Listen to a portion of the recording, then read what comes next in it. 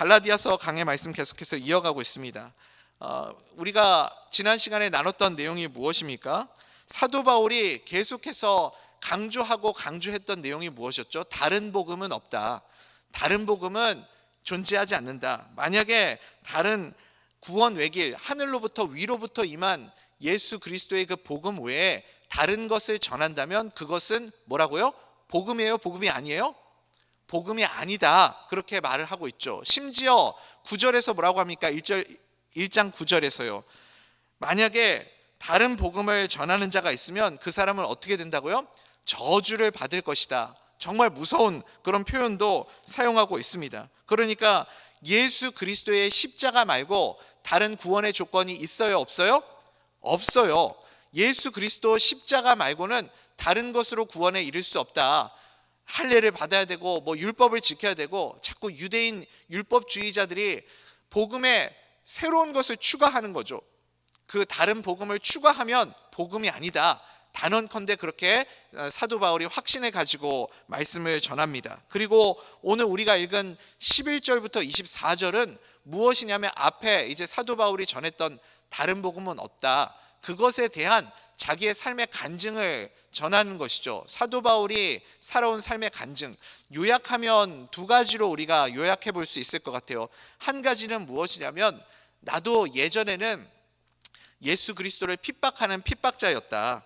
나는 박해자였다. 그것을 말하고 있고요. 또 한 가지는 무엇이냐면, 내가 전하는 이 복음이요, 예수 그리스도로부터 받은 이 복음을 내가 전하기 위해서 다른 사람들 만나지 않았다. 다른 사람들이라 하면 누구냐면 자기에게 영향을 줄 수 있는 유명한 사람들, 당시 초대교회에 영향력 있는 사도들이요, 야고보 사도나 베드로 사도나 요한 사도나 이런 사람들 자기가 만나서 학습하고 배운 복음이 아니다. 그것을 우리에게 전해주고 있습니다.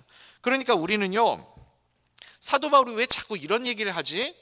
갑자기 왜 뜬금없이 이런 얘기를 꺼내고 있지? 좀 궁금해지지 않습니까?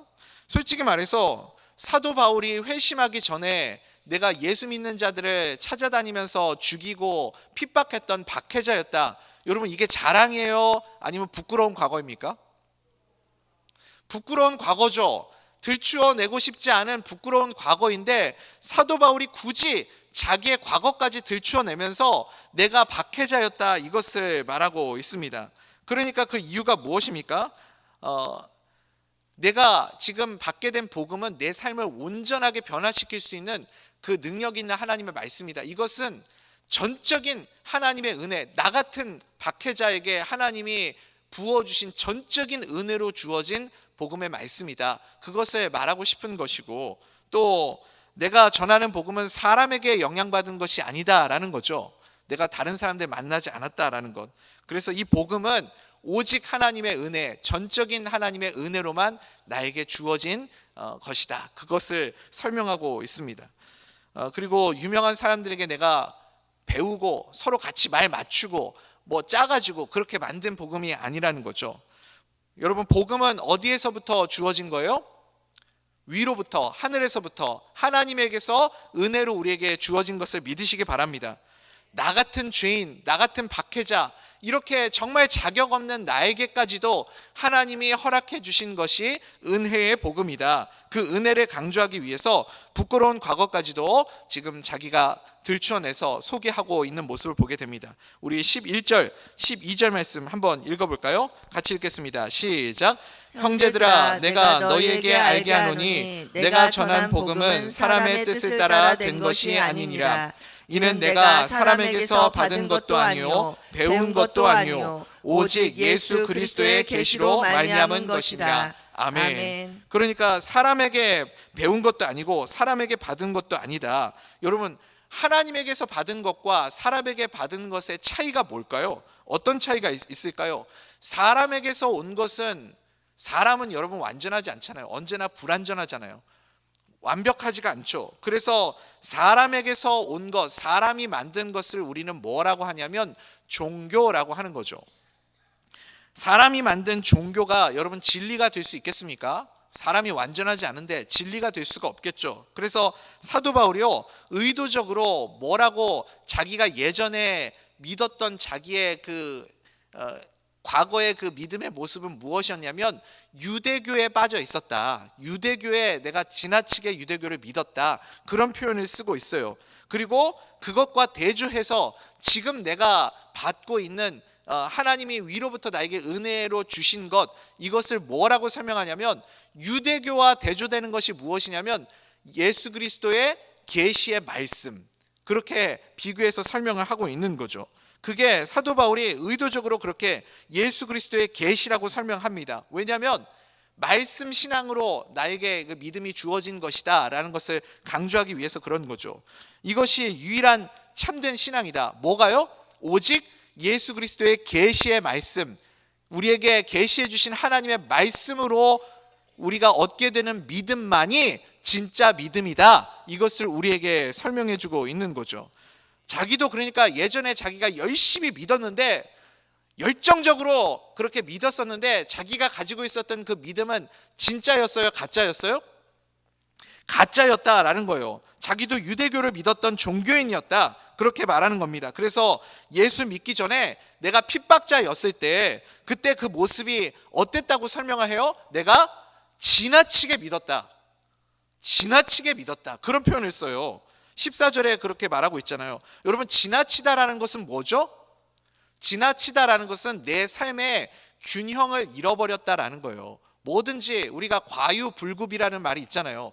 뭐든지 과하면 부족함만 못한 것이죠. 그러니까 자기가 지나치게 믿었다라는 것은 자기 삶의 모든 것들이 다 무너져 버린 상태였다라고 자기 스스로가 그렇게 말하고 있는 겁니다. 우리 뉴스에서요, 가끔 뭐 이렇게 사이비 종교나 이단이나 이런 데 빠진 사람들 보게 되잖아요. 그런 사람들 한번 보십시오. 삶이 있나요?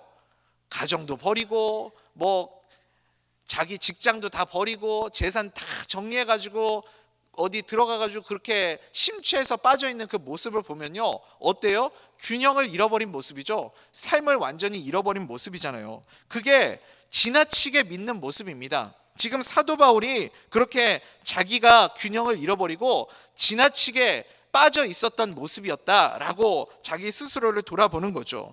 그러니까 성령님이 우리 안에 계실 때 성령님이 하시는 일이 뭐예요?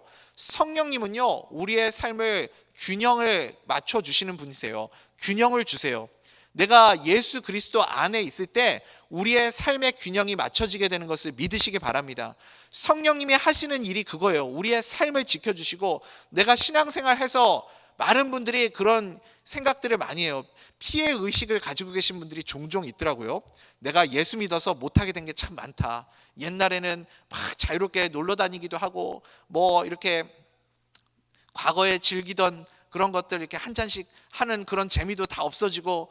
근데 제가 보면 또 그런 얘기 하시는 분들은 또 신앙생활 하시면서 하시는 분들도 가끔 있긴 있던데, 하여튼 내가 예수 믿고 나서 못하게 된 게 되게 많다라고 생각하시는 분들이 많아요. 그런데요, 성령님이 우리 안에 계실 때 성령님이 하시는 일이 뭐냐면 내 삶의 균형을 맞춰주시는 분이세요.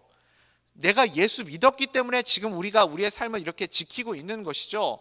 예수 안에 있기 때문에 성령님께서, 하나님께서 우리의 가정을 지켜주시고 우리의 생업 현장을 지켜주시고 나의 삶을 균형 있게 그렇게 맞춰주시는 거죠. 또 성령님이 하시는 일이 뭐예요? 조화롭게 하는 것이잖아요. 그래서 우리가 신앙생활 하면서 서로가 서로를 이렇게 맞춰가며 조화를 이루고 하나됨을 이루고, 이 모든 것들이 성령님이 우리 가운데 하시는 일이죠. 그런데 가짜 사람이 만든 종교가 하는 일은 무엇이냐? 자꾸 균형을 잃어버리게 만들잖아요. 그래서 사람이 만든, 지나치게 믿게 만들고 사람이 만든 종교는 사람을 점점 빠져들게 만드는 거죠. 빠지게 만든다. 균형이 없으니까 가짜 종교에서 하는 일은 뭐예요? 계속해서 사실 자기네들도 끝을 모르는 거예요. 사람이잖아요. 그러니까 마지막을 모르고 그 뒤를 모르니까 계속해서 더 그것만 강조하는 거죠. 그거 이상 뭐가 없는 겁니다. 자기들도 감당 못하니까 계속해서 더를 외치는 거죠. 신천지가 처음에 이제 등장했을 때 그 신천지가 강조했었던 것이 무엇이냐면 무조건 무슨 일이 있어도 14만 4천 안에 들어가야 된다. 막 그걸 그렇게 강조했잖아요. 14만 4천이 되게 중요하다. 그래서 그 14만 4천 명의 숫자 안에 들어가야 된다. 그러면 이제 사람들이 궁금하잖아요. 어떻게 그 14만 4천에 들어갈 수 있느냐? 우리가 만든 이 단계를 다 수료하고 이수하면 14만 4천에 들 수 있다. 근데 신천지가 예상하지 못한 게 있었어요.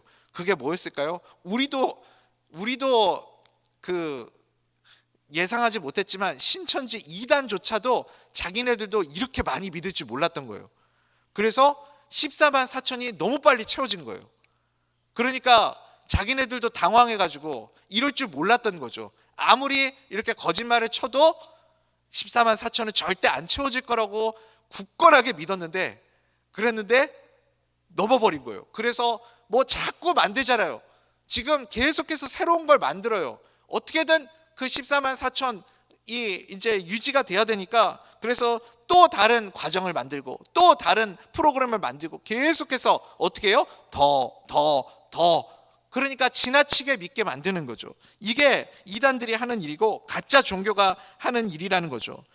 그러면 그것을 통해서 만족이 있고 기쁨이 있고 그것을 통해서 채워짐이 있는가? 그렇지 않은 거죠. 계속해서 더를 해도 목마름이 있고 채워지지 않는 것을 보게 됩니다. 사도 바울도 똑같은 고백을 하고 있는 거예요. 내가 이런 어마어마한 열심이 있었다. 내가 지나칠 정도로 유대교에 심취해 있었던 사람이었다. 그런데 만족이 있었어요?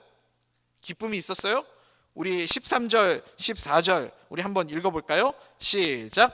내가 이전에 유대교에 있을 때 행한 일을 너희가 들었거니와 하나님의 교회를 심히 박해하여 멸하고 내가 내 동족 중 여러 영갑자보다 유대교를 지나치게 믿어 내 조상의 전통에 대하여 더욱 열심히 있었으나. 아멘. 아멘. 여러분, 그러니까 사도 바울의 그 열심의 뿌리는 사실은 누구에게 있었던 거예요? 자기 자신에게 있었던 거예요. 자기 만족을 위해, 자기의 기쁨을 위해 그렇게 열심히 있었던 것이죠. 그런데 문제는 무엇이냐면 만족이 되지 않더라는 겁니다.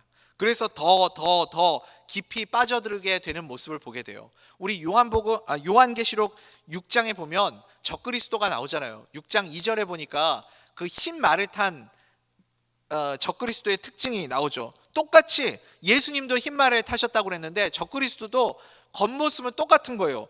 똑같이 흰 말을 타고 예수님처럼 그렇게 활을 가지고 면류관을 쓰고 있고, 그러니까 우리가 보기에 겉모습으로 보기에는 구별이 전혀 안 되는 거죠.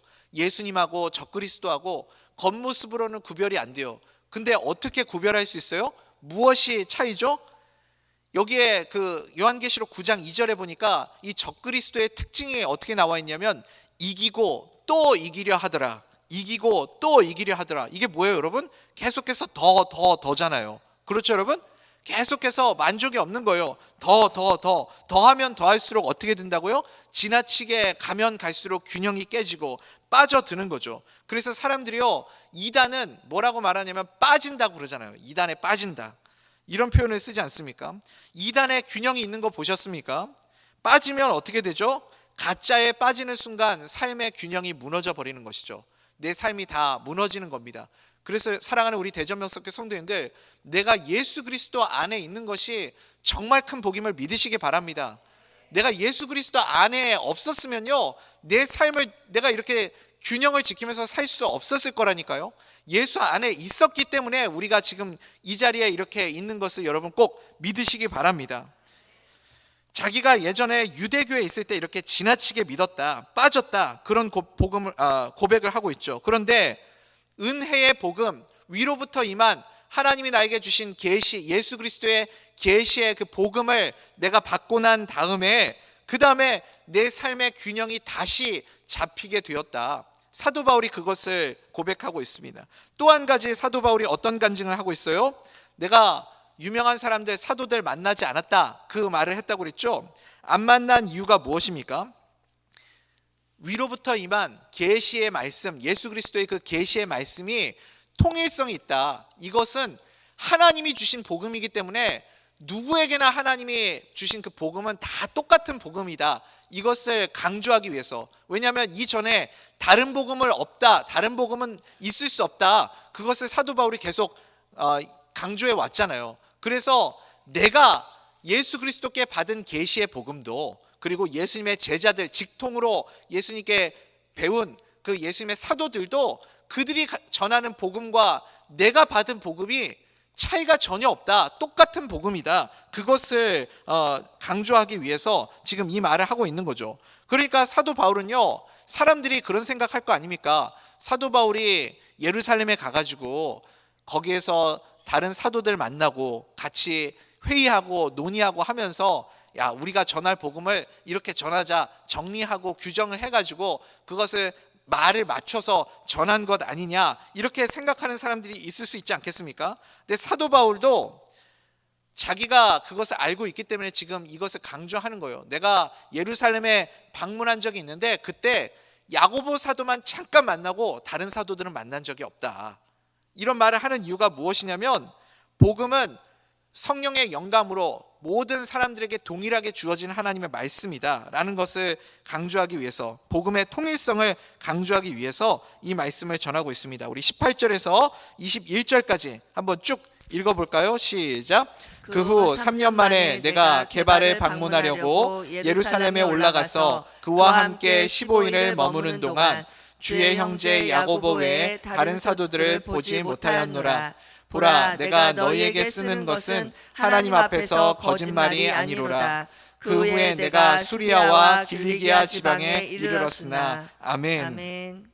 사도들하고 내가 교류하고 짜고 말 맞추고 배우고 이런 것이 전혀 없었다라는 거죠. 그런데도 불구하고 복음의 내용이 똑같다는 거예요. 차이가 전혀 없다. 이것은 무엇을 말하는 거예요? 복음의 통일성이 있다. 그러니까 여러분, 이게 참 신비로운 것인데, 우리가 같은 복음을 듣고 있지 않습니까? 믿으십니까? 같은 복음을 듣고 있잖아요. 같은 복음, 같은 말씀을 들을 때 우리 안에 성령님이 하시는 일이 무엇이냐면 하나됨을 이루어 주시는 줄 믿으시기 바랍니다. 우리가 하나 될 수 있는 이유, 대전 명성교회라고 그 이름 안에 하나됨을 이룰 수 있는 이유, 다른 것이 아니고 같은 복음 때문이에요. 그렇죠, 여러분? 그래서 비전트리도, 청년부도, 우리 어른들도, 또 저 유치부, 유아부에서 예배드리는 우리 자녀들도 다 우리가 같은 복음을 듣고 같은 복음으로 예수 그리스도를 믿었기 때문에 우리는 하나를 만들어낼 수 있고 하나됨을 이루어낼 수 있음을 여러분 기억하시기 바랍니다. 그것을 강조하고 있는 거죠. 우리 22절부터 24절까지 한번 읽어볼까요? 시작. 그리스도 안에 있는 유대의 교회들이 나를 얼굴로는 알지 못하고 다만 우리를 박해하던 자가 전에 멸하려던 그 믿음을 지금 전한다 함을 듣고 나로 말미암아 하나님께 영광을 돌리니라. 아멘. 복음이라는 그 말씀에서 나오는 믿음이 동일하다, 그것을 말하고 있습니다. 교회가 어떻게 하나 될 수 있을까요? 하나님의 말씀이 계속해서 우리에게 증거가 될 때, 그러니까 우리가 같은 말씀을 듣고 같은 복음을 들을 때 교회가 하나 될 수 있다라는 거예요. 교회 안에 항상, 여러분, 교회 안에서 항상 다른 이야기를 하고 문제를 일으키고 그런 이유들이 무엇이냐면, 우리가 같이 예배를 드리지 않는 분들이 꼭 문제를 일으키지 않습니까? 예배 안에 있을 때 우리는 하나됨을 이룰 수 있다는 거예요. 그러니까 우리가 무슨 일이 있어도 예배는 드려야 되겠죠. 아무리 내가 바쁜 일이 있고 아무리 더 중요한 일이 있어도 예배에 같이 있을 때 우리는 같은 복음을 듣고 같은 말씀을 듣고 하나됨을 이룰 수 있다. 그것을 사도 바울이 우리에게 전해주고 있습니다. 말씀을 증거하면 동일한 말씀을 듣고 같은 믿음이 생기는 거죠. 그래서 교회는요, 말씀을 들으면 들을수록 어떻게 돼요? 점점 하나가 되는 겁니다. 믿으십니까? 말씀을 들으면 들을수록 우리는 하나가 되는 거예요. 우리 청년부도, 우리 그래서 주일 낮 예배는 학생들도 다 같이 와가지고 예배드리고, 오늘 우리 일부 예배 때는 또 우리 청년 축복 예배를 우리가 함께 드렸는데, 우리 온 세대 통합 예배, 갑자기 그 단어가 생각이 안 나가지고 죄송합니다. 감사합니다, 여러분. 온 세대 통합 예배를 우리가 함께 예배를 드렸는데, 그렇게 같은 복음을 듣고 같이 예배할 때 그때 우리가 하나가 되는 것을 경험하게 되잖아요. 그때 우리가 대전 명성교회 안에 있고 예수 그리스도 안에 있고 우리가 하나를 이루어가는구나, 그것을 경험하게 되는 거죠. 바울이 이 고백을 하고 있습니다. 누구나 성경 말씀 안에 그 말씀을 통해서 같은 복음을 듣고 같이 그 말씀을 나누게 될 때에 그때 동일한 믿음을 갖게 되더라. 그래서 우리는요, 예배 시간마다 무엇을 확인해야 하는 거예요? 예배 시간마다 같은 복음을 듣고 있는 것을 확인하는 것이고, 우리가 같은 믿음을 가지고 있다는 것을 확인하는 것입니다. 우리의 믿음이 같은 믿음이 되기를 간절히 소원합니다. 말씀에서 나오는 믿음은 다 같은 믿음이어야 합니다. 오늘 우리가 읽은 갈라디아서 1장 11절에서 24절 말씀 다시 한번 요약해 볼까요? 두 가지죠. 사도 바울이 이제 다른 복음은 없다 계속해서 강조하면서 자기 삶의 간증을 나누고 있어요. 두 가지였죠. 뭐였죠? 하나는 내가 전에 핍박자였다, 박해자였다. 나도 유대교에, 사람이 만든 종교에 지나치게 빠져 있어서 내 삶의 균형을 잃어버린 자였다. 사랑하는 우리 대전명석교 성도님들, 내 안에 계시는 성령을 통하여서 내 삶의 균형을 날마다 지키며 그렇게 살아갈 수 있는 우리 성도님들의 삶이 되기를 간절히 소원합니다. 복음 안에 있을 때 우리의 삶의 균형을 이룰 수 있는 것입니다. 예수 그리스도 안에 있을 때 주님께서 우리 가정을 지켜주시고 우리의 생업터전을 지켜주시고 내 삶을 균형 있게 그렇게 지켜주실 줄 믿습니다. 또 한 가지는 뭐죠? 같은 복음, 같은 말씀, 우리가 같은 복음 안에 있을 때 하나됨을 이룰 수 있다. 복음이 우리에게 주는 중요하고 놀라운 역사가 무엇이냐면 우리를 하나 되게 하는 역사가 있는 것이죠. 그래서 우리가 날마다 이 예배의 자리를 함께 지킬 수 있게 되기를 간절히 소원합니다. 온 세대 통합 예배, 너무너무 우리에게 귀한 예배인 것 같아요. 그 예배가 있기 때문에 우리가 서로 같은 예배를 공유하기 때문에 그래서 하나됨을 지킬 수 있는 것이고, 같은 말씀을 통해, 같은 복음을 통해 더욱 하나가 되고 같은 곳을 바라보며 함께 꿈을 꾸며 나아갈 수 있는 우리 대전명석교회가 될 수 있기를 간절히 소원합니다. 우리는 그런 같은 믿음을 가진 자들입니다. 하나됨을 이루어가는 복된 하나님이 기뻐하시는 대전명석교회 모든 성도님들 될 수 있기를 간절히 소원합니다.